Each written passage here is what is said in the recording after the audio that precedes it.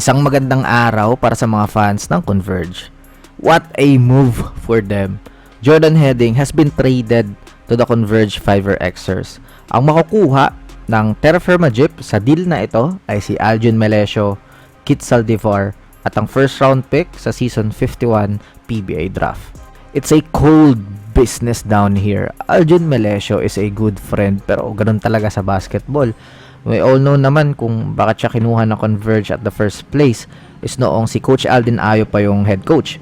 Pero nung nag-iba ang coaching staff, nabawasan na rin siya ng minuto and sign na yun na matitrade ka talaga. Though pwedeng maging good thing for Aljun kasi magkakaroon ulit siya ng minutes sa Terra Firma, pwede pa ulit siyang mapitas ng ibang teams if magkaroon ulit ng mga good games, mag-explode.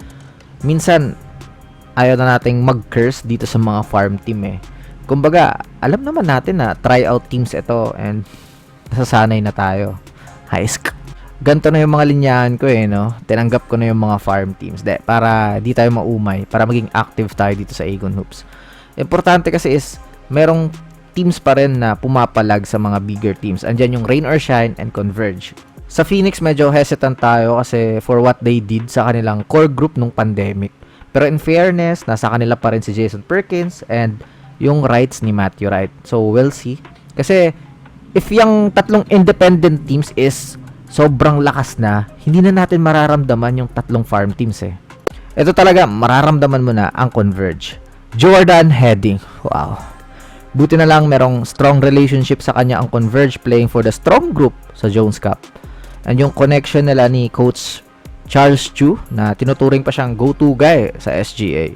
Last season, naglaro pa ito sa NBL 1, averaging 15.5 points, 3.6 rebounds, and 3.8 assists with 1.7 3-pointers per game.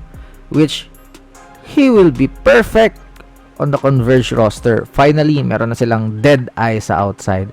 Alec can have the ball more on his hands kasi minsan nag-i-slide ito sa kanyang natural position na dos.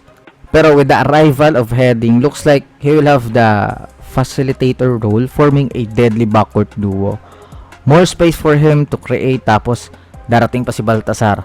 What a front court with Justin Arana. Balti can play the 4 position kasi mas bagay and mas right na maging sentro si Justin. Sobrang daming pwedeng gawin sa Converge dahil sa pagdating ni Heading. Kaya siguro tuwang-tuwa yung mga coach dyan, yung coaching staff nila. Alam mo yun, daming tweak, ang daming pwedeng setup, ang daming plays na pwede. Kasi yung mga ganyang player is plug and play lang yan eh. Any roster pwedeng mag-fit. Buruin mo yung space din ni Arana sa poste. Kung napapanood nyo si Balti sa MPBL ngayon, poste gaming din siya, kain kung kain. Pero pag nag-slide siya na maging 4, magiging floor spacer, pero mas mamamaximize niya rin yung kanyang driving ability na pinapakita niya rin naman sa MPBL ngayon. Sa mga Converge fans dyan, masaya ba kayo ngayon? And anong masasabi nyo sa trade na to? Let me know all your thoughts in the comment section below. See you in the next upload. Bye-bye.